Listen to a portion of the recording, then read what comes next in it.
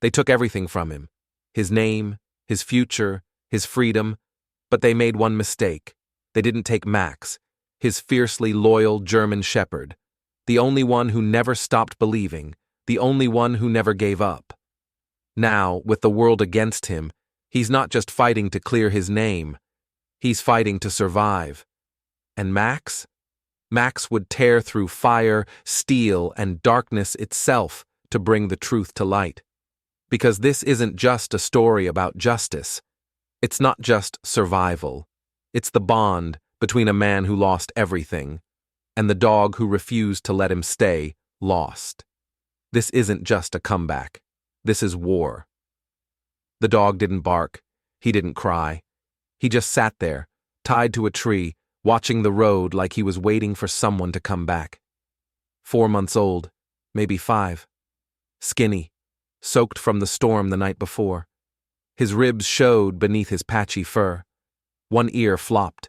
The rope around his neck was frayed, pulled tight and low, forcing his chin down. And still, he didn't look away from the road. Not when my truck pulled up.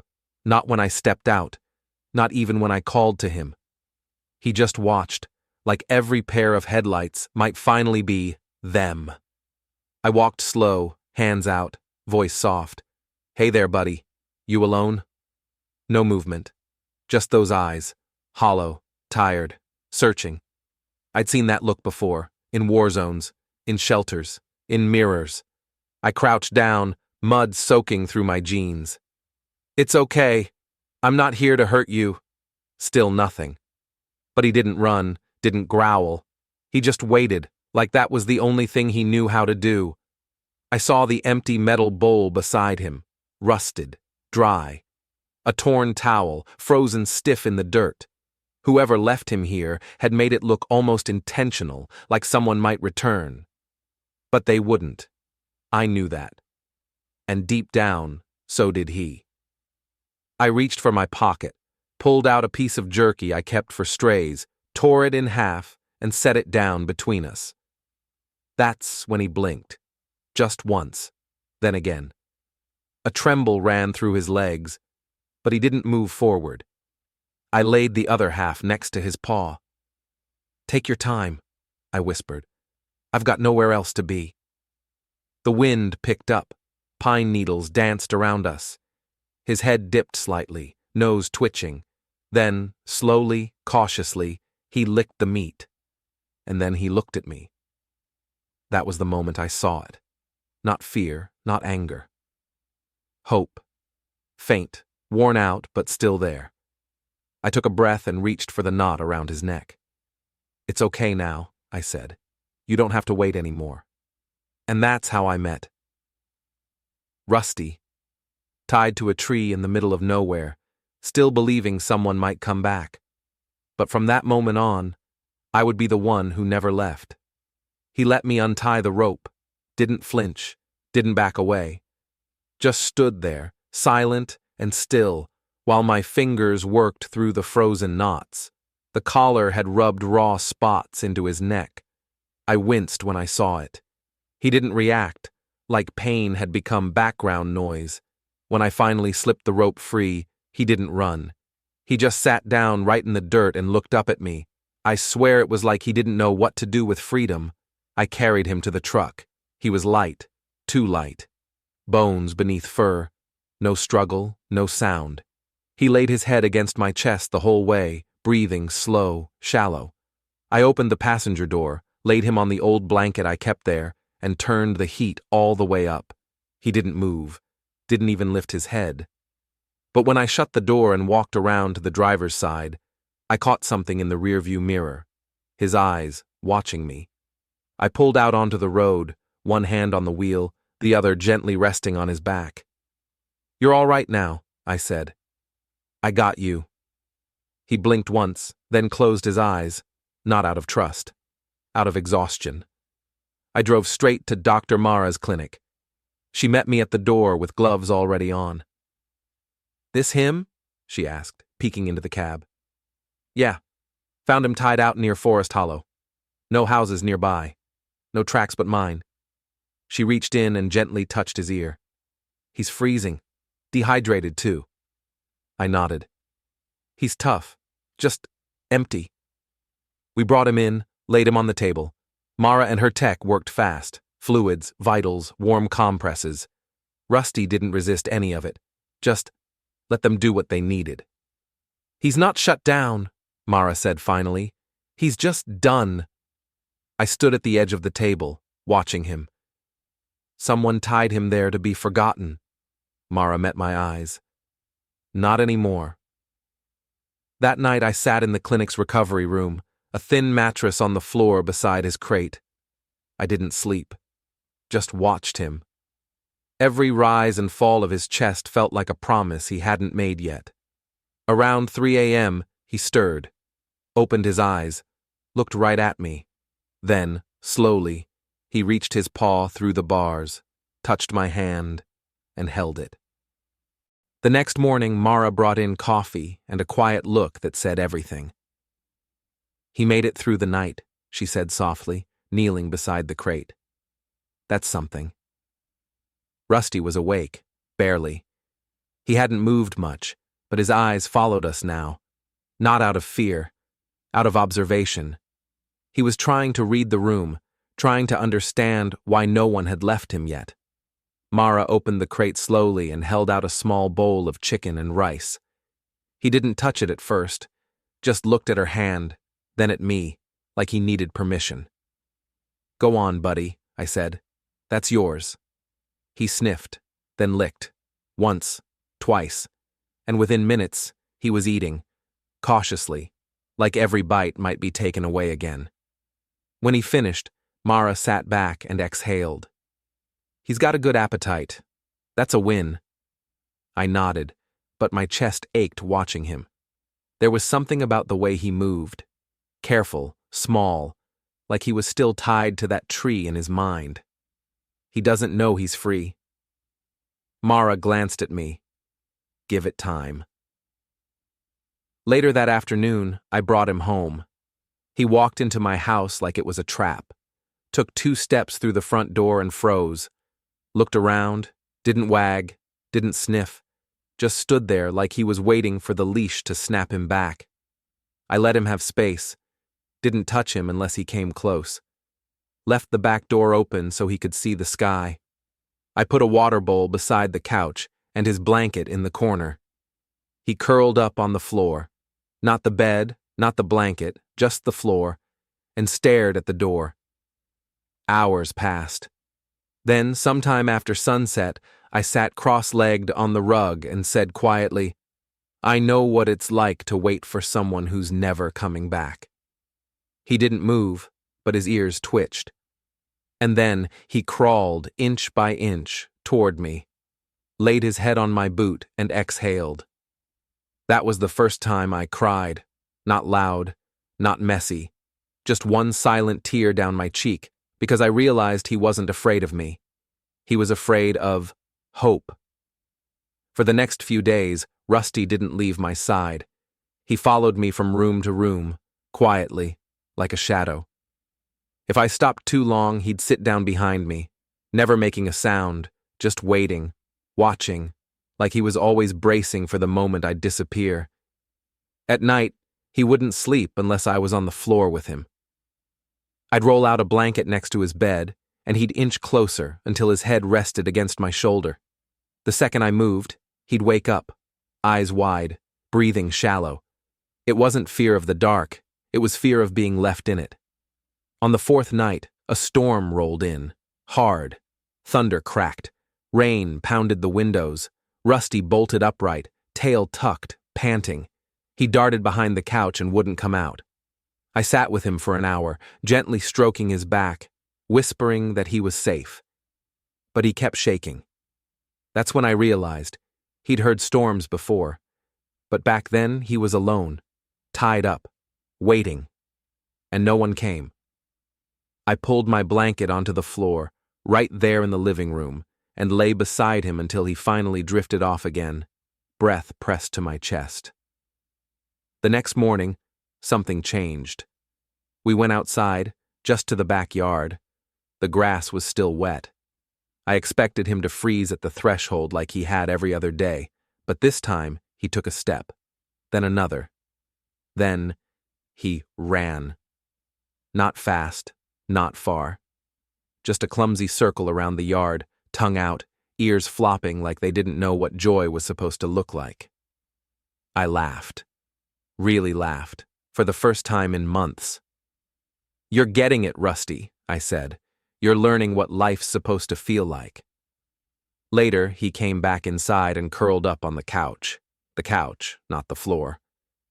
I sat beside him, and he put his head on my lap. No hesitation. I brushed a few twigs from his fur and whispered, "You don't have to wait by the door anymore." He looked up at me, eyes soft, like maybe, for the first time, he believed me.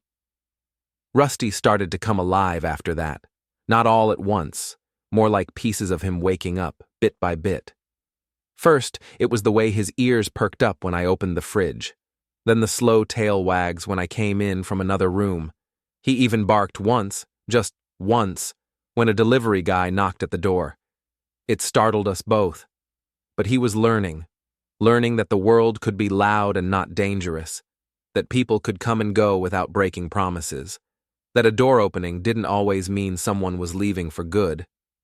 One morning, Mara called to check in. "How's our miracle dog?" I smiled. "He's getting there. Think he's ready for a visit?" "Visit where?" "There's a center downtown. Vets with PTSD. I volunteer there once a month. You should bring him, just to sit. Nothing formal." I looked at Rusty, asleep with his head on my boot again. "I don't know if I'm ready," I said honestly. There was a pause. Then Mara's voice, softer. "Maybe you both are. More than you think."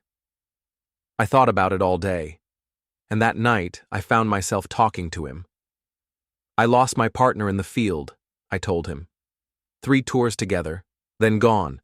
I promised I wouldn't open that part of me again. But then, you showed up, tied to a tree, still waiting. Rusty didn't move, but I swear he was listening. So we went. The center was quiet, tucked behind a row of old brick buildings. No signs, just a space. A room with chairs, men and women sitting in circles, some with canes, some with wounds you couldn't see. I wasn't sure what to expect. But when we walked in, Rusty didn't freeze. He walked straight to the man sitting alone in the back, older, silent, and gently laid his head on the man's knee. The man looked down, eyes wide, then closed them and whispered, "He knows." That's when I knew. Rusty didn't just survive. He understood. Word spread faster than I expected. Within weeks, the center invited us back. Then again. Soon, Rusty and I had standing visits every Tuesday. We didn't do anything official, no tricks, no tasks. We just showed up, sat in the room, and stayed. And somehow, that was enough. The veterans noticed. They started greeting him by name. Some would reach down and scratch behind his ears without saying a word. Others would just nod. Rusty didn't need attention. He needed presence. And he gave it, without asking for anything in return. One afternoon, a younger vet, mid-30s, scars on his arms, anger in his eyes, walked in and stopped cold when he saw Rusty. He stared for a long time, then finally said, "My unit had a dog like that." I waited. "She didn't make it," he added, softer now. "I never really got over it." Rusty stood up, walked over, sat beside him. The man didn't touch him, didn't even look at him, but he didn't move away either. They just sat there for the rest of the session, still, quiet, together. That night, the man found me in the parking lot. "Where'd you get him?" he asked. I told him the truth. Found him tied to a tree, waiting. He nodded, looked away, then said, "That's what it feels like. This thing, PTSD, like you're tied to something invisible, and every time you try to walk away, it yanks you back." I didn't say anything, but Rusty took a step forward and pressed his head against the man's thigh. He froze, then dropped to one knee, wrapped his arms around Rusty's neck, and sobbed. That's when I stopped calling Rusty my rescue dog. He was never just rescued, he was a rescuer. The weeks turned into months. Rusty grew stronger, steadier. He learned to walk confidently into every room, but never rushed. He waited, like always, for someone to need him, and someone always did. The center asked if we'd join a new program, bringing therapy dogs into one-on-one sessions with veterans who'd stopped responding to traditional treatment. Our first appointment was with Roy, early 50s, former infantry, hadn't spoken during a session in 6 months. His file read, severe social withdrawal, refuses eye contact, history of night terrors. I brought Rusty in and sat quietly in the corner. Roy didn't even look up. Rusty stood in the doorway for a moment, then slowly made his way across the room. He didn't push, didn't whine, just eased closer and sat down 3 feet away, facing him. For 15 full minutes, there was nothing. Then Roy shifted, and Rusty did too, just slightly, matching him. 5 more minutes. Then Roy muttered, without lifting his head, "He's patient." I held my breath. Rusty tilted his head. Roy looked up, met his eyes, and for the first time since starting therapy, he smiled. "He reminds me of the one we lost," he said. "She waited for me too." I swallowed hard. Roy reached out, hand trembling, and touched Rusty's chest. Rusty didn't move, didn't blink. He just stayed. After the session, the therapist pulled me aside. "Do you know how rare that is?" she asked. "Roy hasn't let anyone touch him in over a year, but that dog, he let him in." And I realized something. Rusty didn't just understand pain. He recognized it. He honored it. He didn't try to fix it. He just sat with it, until it wasn't so heavy anymore. And in that quiet companionship, people found something they didn't know they were still capable of. The beginning of *peace*. We kept going. Week after week, Rusty and I walked through those same doors. The faces changed sometimes. New veterans, new stories, new scars. But Rusty stayed the same. Quiet, grounded, present. One afternoon, we met a young woman named Natalie. Early 20s, military discharge after an IED left her with nerve damage and chronic pain. She used a cane and rarely spoke during group sessions. But that day, she arrived early, sitting alone on the floor against the wall, eyes distant. Rusty noticed her immediately. He trotted over, confident but gentle, and without hesitation, lay down beside her. Not in front, not by her cane. Next to her hip, shoulder touching hers, head low, body soft. She didn't acknowledge him at first, just stared ahead. Then I saw her hand move, not to pet, just to rest on him, like she needed to feel something warm that wouldn't disappear. After the session, she stayed behind and asked if she could walk him to the parking lot. I handed her the leash. They walked side by side, slowly, in sync. When we reached my truck, she paused. "I used to have a shepherd," she said quietly, "before deployment." I nodded, waiting. She was like Rusty, always calm, always watching. She looked down at him, then back at me. "I haven't touched another dog since she died, until now." She knelt, kissed the top of his head, and whispered, "Thank you for waiting for me." That night, I sat on the porch with Rusty. He lay at my feet, head on my boot, like always. I watched the stars come out, one by one, and thought about all the people he'd already reached, not through training, not through commands, just by being, by reminding people that they were still worthy of love, still capable of connection. That maybe, just maybe, the world hadn't forgotten them after all. 1 year later, we went back, same road, same stretch of woods. The tree was still there, scarred at the base, rope marks faintly etched into the bark. The bowl and towel were long gone, but the memory sat heavy in the air. Rusty stepped out of the truck and stood still. He looked around slowly. His ears twitched, his nose lifted. I watched him search, not with fear, but with recognition, like he knew exactly what this place was. He walked to the tree on his own. Stopped. Saturday. No trembling, no confusion, just stillness. I crouched beside him. "You remember, don't you?" I said softly. He didn't move, just stared at the road like he used to. But there was no desperation now, no waiting, just peace. I reached into my jacket and pulled out a simple metal tag. On it, etched in quiet letters, I stayed. I tied it gently to a low branch, let it hang, catching the breeze. A marker, a memory, a promise kept. "You're not the dog who was left behind anymore," I whispered. "You're the one who stayed." Rusty pressed his shoulder against my knee, and I knew it wasn't just his story anymore. It was ours. Rusty's story isn't about being abandoned. It's about what happens after the rope is gone, after the door stays open, after someone finally shows up and says, "I'm not going anywhere." He didn't choose to be tied to that tree. He didn't choose to be forgotten, but he chose to keep loving. And that's what makes him extraordinary.